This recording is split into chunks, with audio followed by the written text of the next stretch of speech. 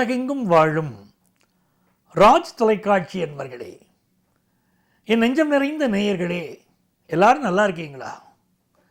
இந்த நாள் உங்களுக்கும் உங்கள் குடும்பத்துக்கும் நல்ல செய்திகளை, மகிழ்ச்சியான சூழலை உருவாக்கும் நல்ல நாளாக அமைய என்னுடைய வாழ்த்துக்கள். உங்கள் ஆத்மார்த்த ஜோதிடர் நங்கநல்லூர் டாக்டர் பஞ்சநாதன். இது நம்முடைய இன்றைய ராசி பலன்கள் நிகழ்ச்சி. இந்த நிகழ்ச்சியில் இன்னைக்கு நம்ம பார்க்க போவது டிசம்பர் மாதம் 25ஆம் தேதி 2025ஆம் ஆண்டு பலன்களை பார்க்க போறோம்.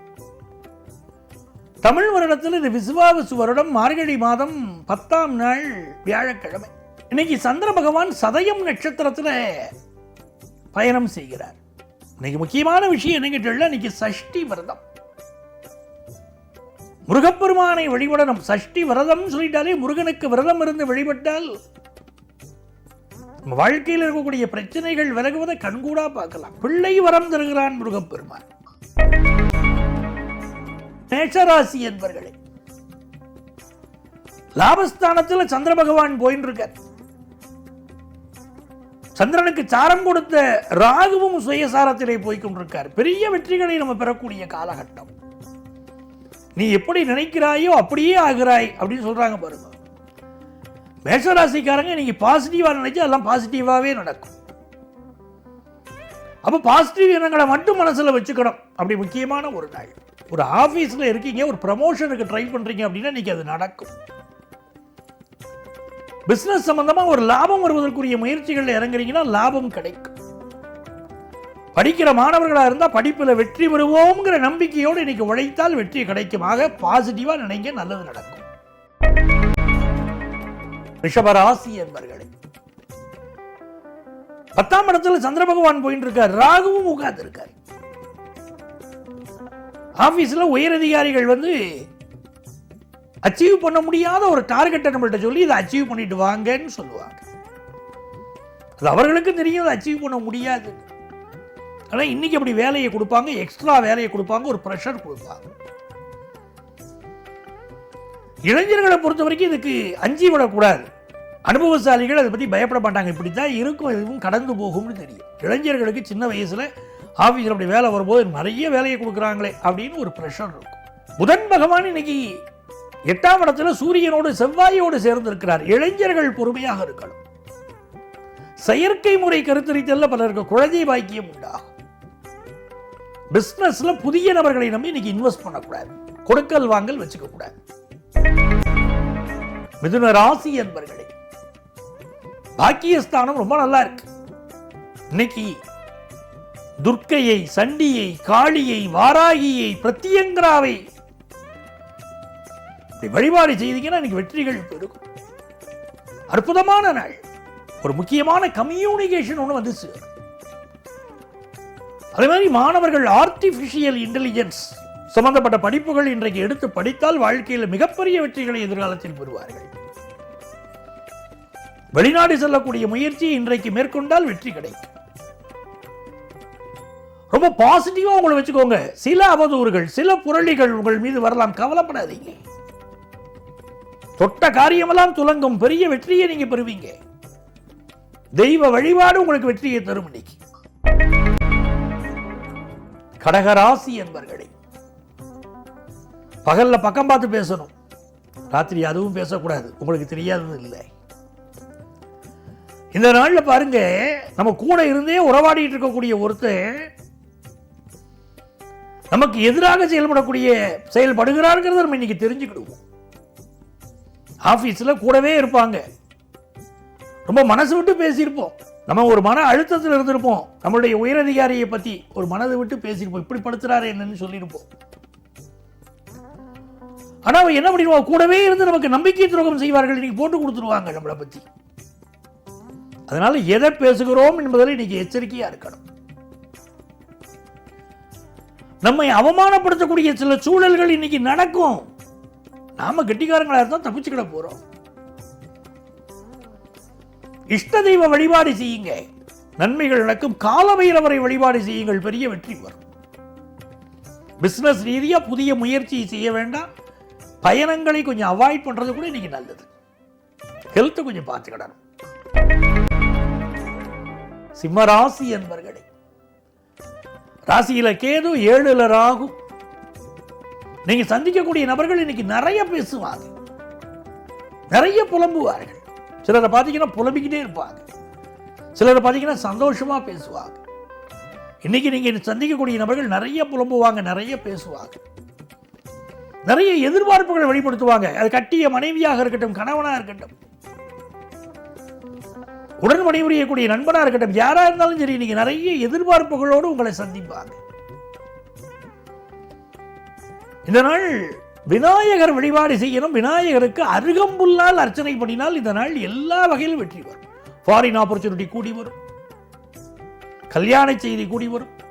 நாகதோஷம் விலகுவதற்கு இன்னைக்கு பரிகாரம் பண்ணலாம்.